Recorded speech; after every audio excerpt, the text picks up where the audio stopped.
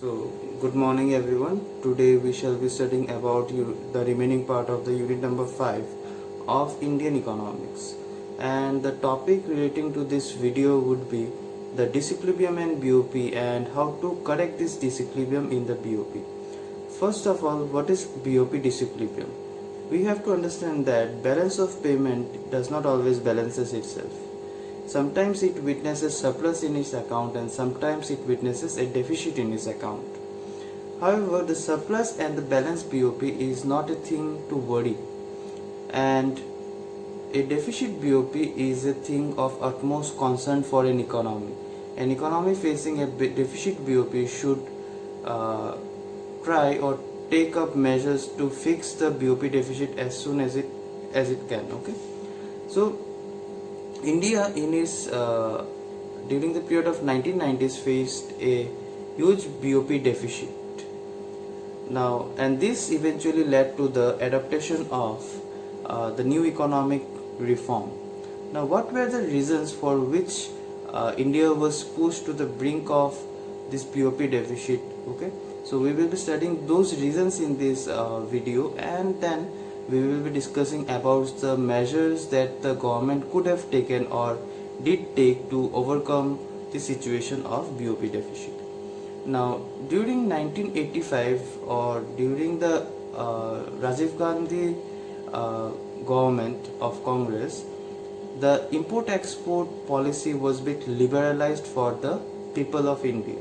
Now, with the liberalization of the import-export policy, what happened that the rich and the elite class went on importing huge stuffs from and a lot of stuffs from the foreign nations.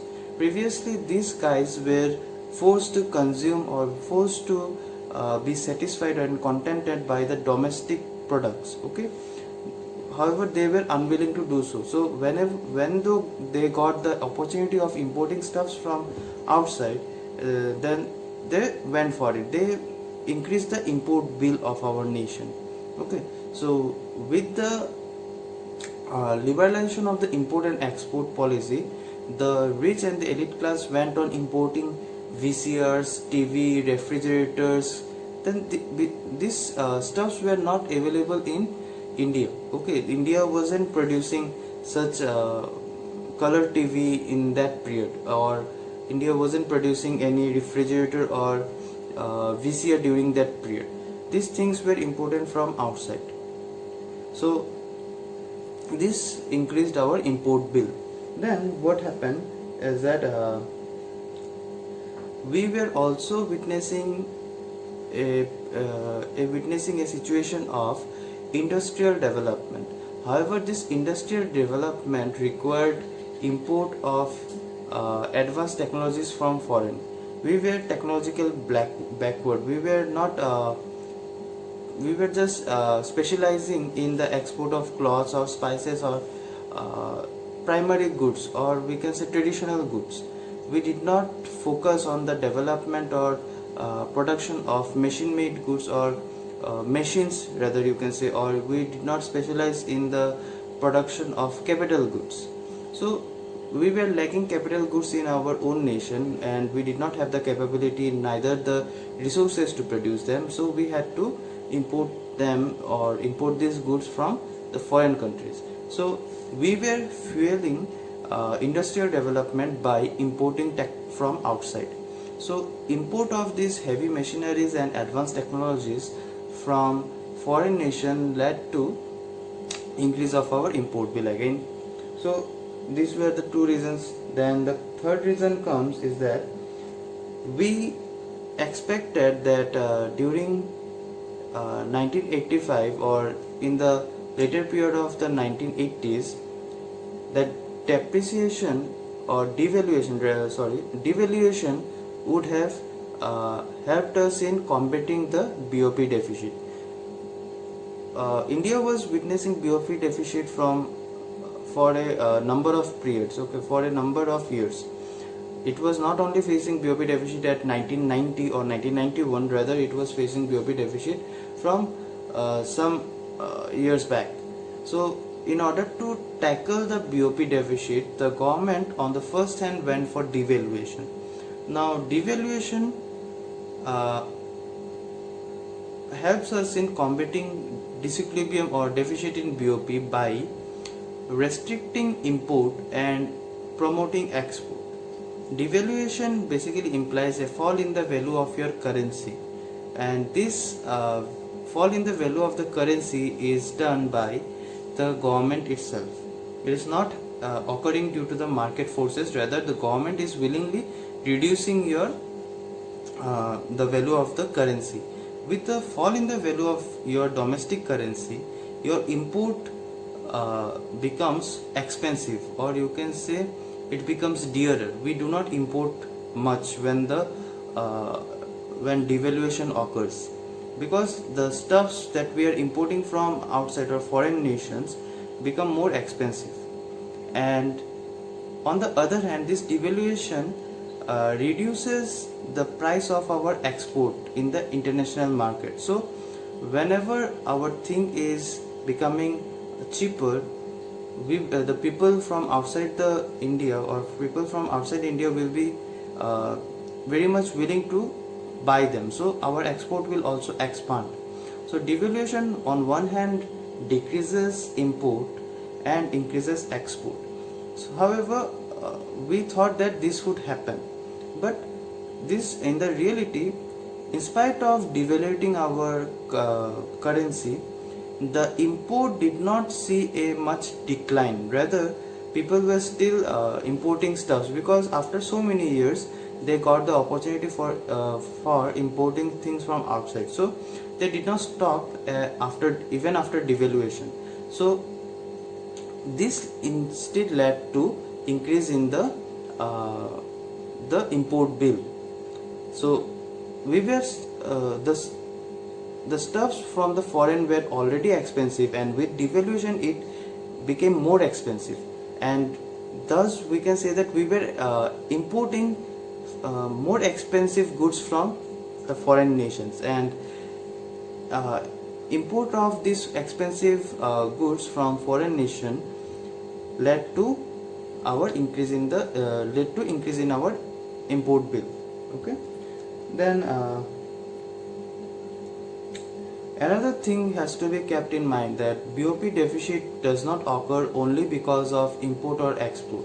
Okay, it does not only depend upon the trade, but it also depends upon unilateral transfers and capital transfers. So we were already facing trade deficit, which led to BOP deficit, but along with this trade deficit we were also receiving less amount of funds or capital from the rest of the world. We were receiving a very few amount of remittance, we were receiving a very few amount of unilateral transfers from the foreign nations. So inflow of capital from the external world or the external sector was also very limited. So along with trade deficit, the low amount of capital received from abroad also led to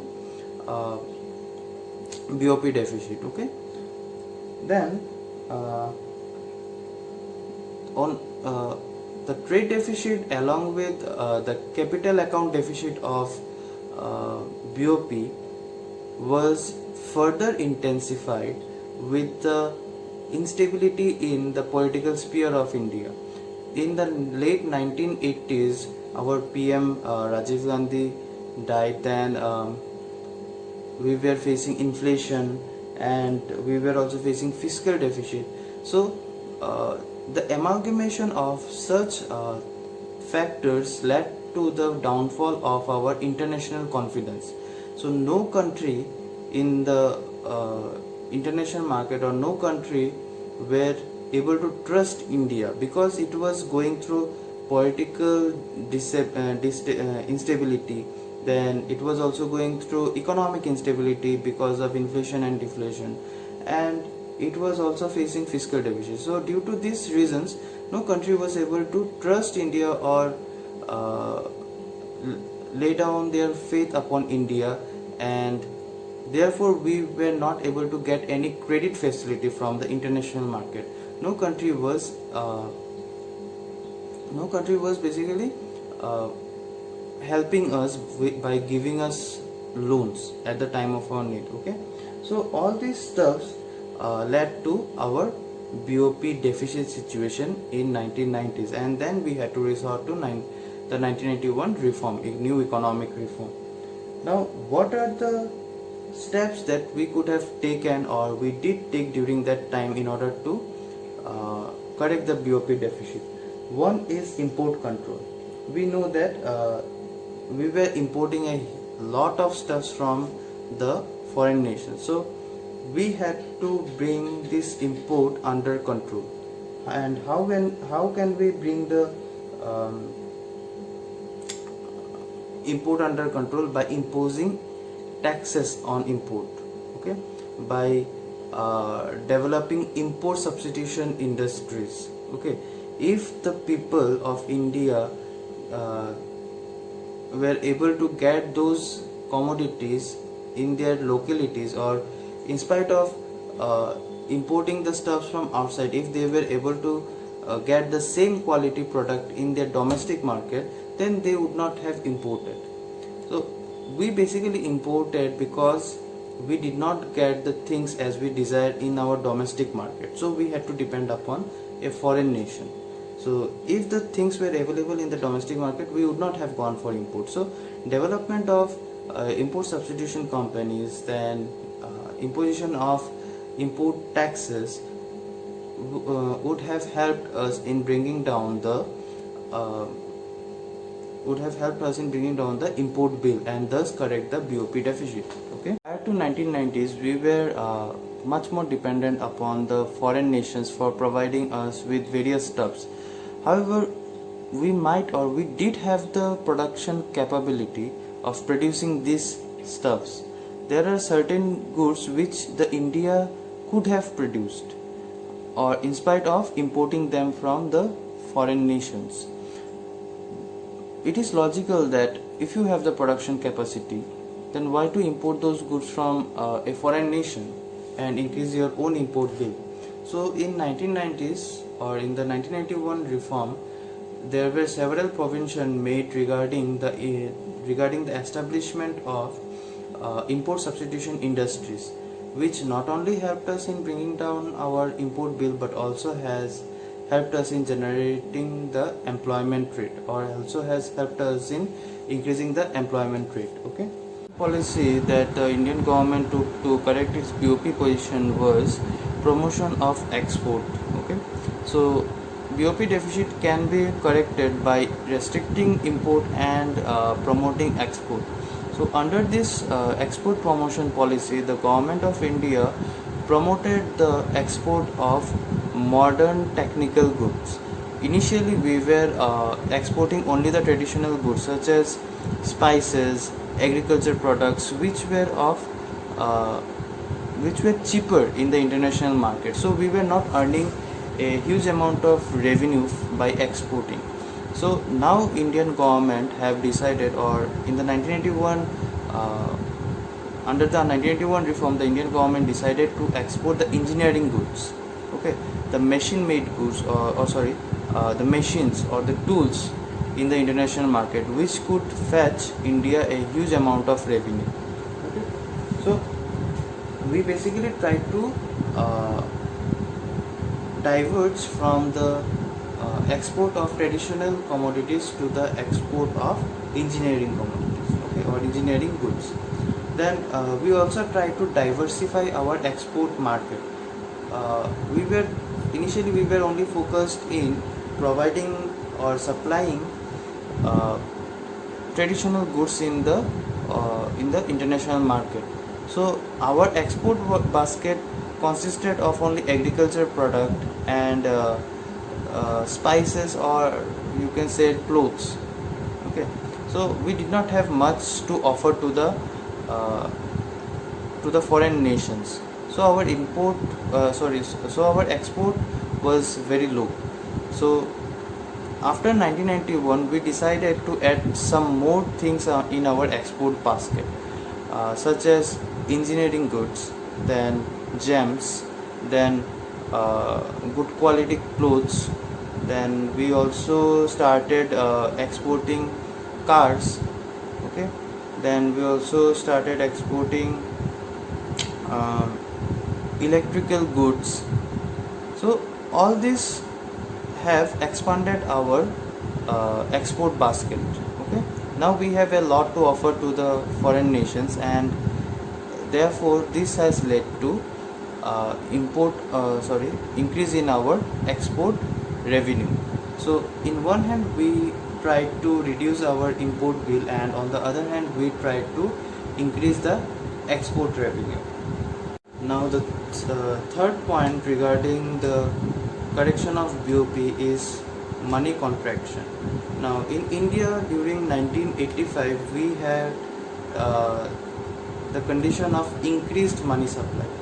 There was huge amount of money circulating in the economy. A major portion of the population had money in their hands, and what they were doing with this money is that they were importing. They were spending this money upon the imports of foreign commodities.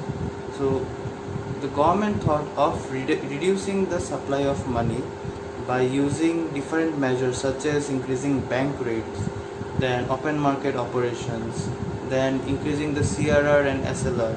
So basically the government tried to reduce the money supply using these goods, using these techniques, and the reduction in the money supply would be reflected in the reduction in import bill. Okay.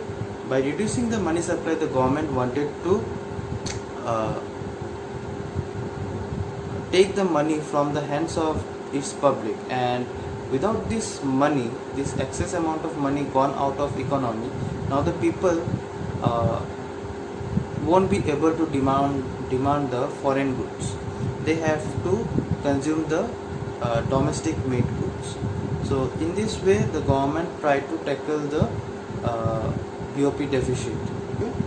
Then another point regarding, or another solution regarding BOP deficit is that exchange depreciation. Now what is depreciation and what is devaluation? Now both of the concept is related to the fall in the external value of a currency relating to other currency. Now depreciation occurs due to automatic adjustment process between the demand for money and the supply of money in the international foreign exchange market. If the supply of money is way more than the demand for money in the international foreign exchange market, then the value of the that currency falls. Okay.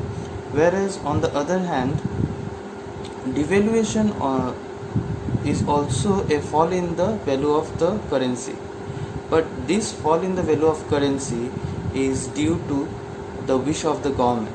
The government can also take up the task of devaluating its own currency.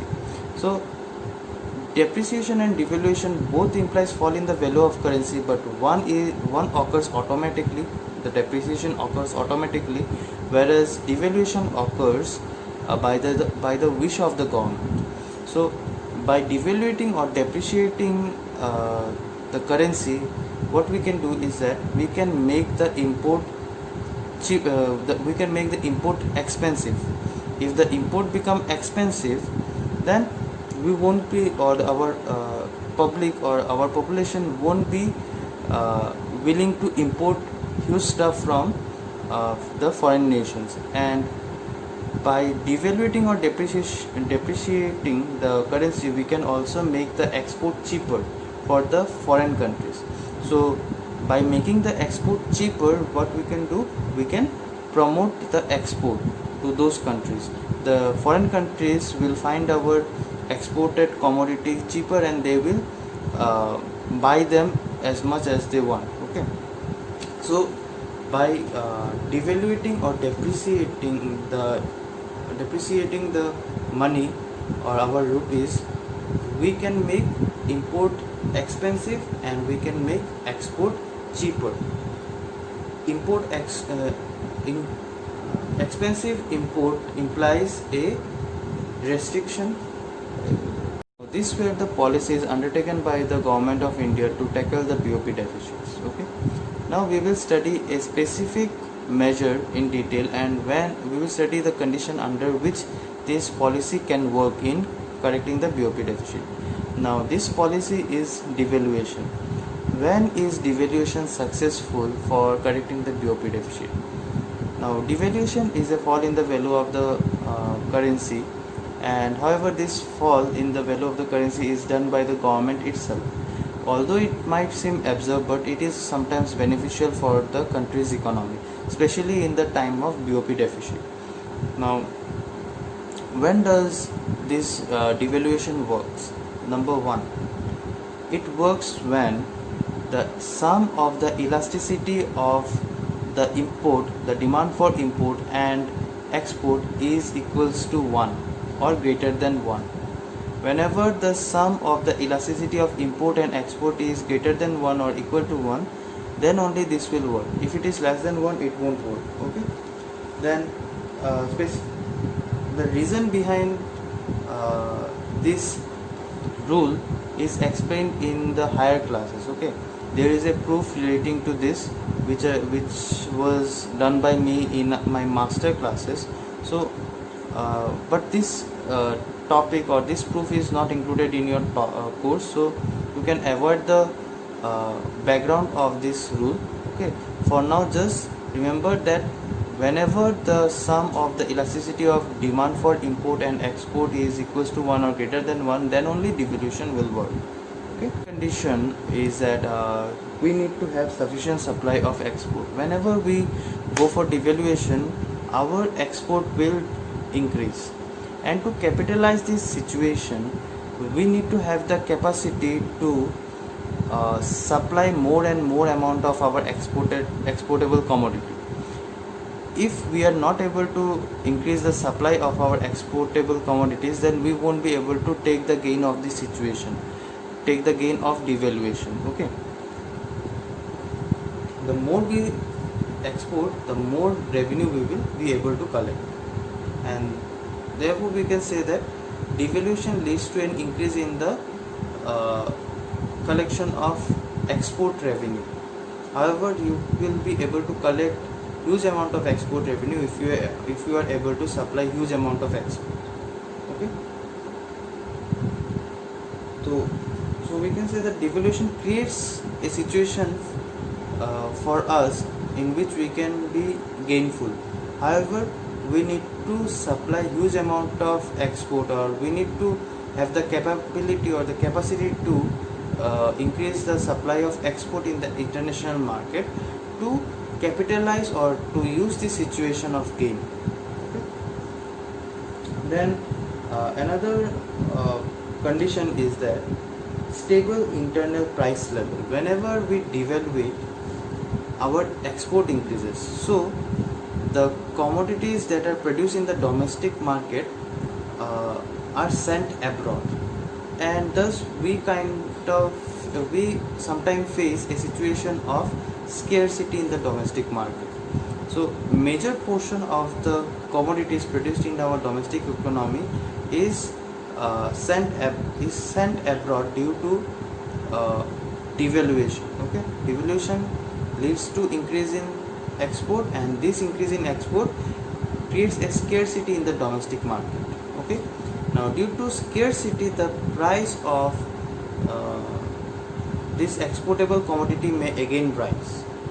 Okay, so in one hand the devaluation has led to a decrease in the price of the product, and therefore the export increases. However, as the export goes on increasing, the domestic market starts facing a scarcity, and as you start facing a scarcity in your domestic market, the price of this exportable commodity might again go up. Okay, because of inflation. So therefore it is necessary that the price level should be maintained at a stable rate or at a stable level, and this can only be maintained if the supply of exportable commodity is maintained at an extensive level. You should be able to supply, your country should be able to supply more and more of your exportable commodities, so that whenever your export increases, you should not face any difficulty, or you should not face any scarcity in your domestic market. If you face a scarcity, you won't be able to capitalize the situation. Then your devaluation policy to be successful, your rival countries cannot use the counter devaluating measures, or they cannot devaluate their own currencies. If they do so, that is, if they devaluate their own currency in response to the devaluation done by you, or if they try to impose heavy taxation upon the exportable commodities, your exportable commodities, then the benefits or the gain generated by your devaluating policy will be gone. You won't be able to capitalize the situation. Okay, so these were the certain conditions which needs to be satisfied for the devaluation policy to be successful in correcting the BOP deficit. Okay, so we are done with this chapter. Next I shall be taking up, say, development economics, or I will be moving to money and banking.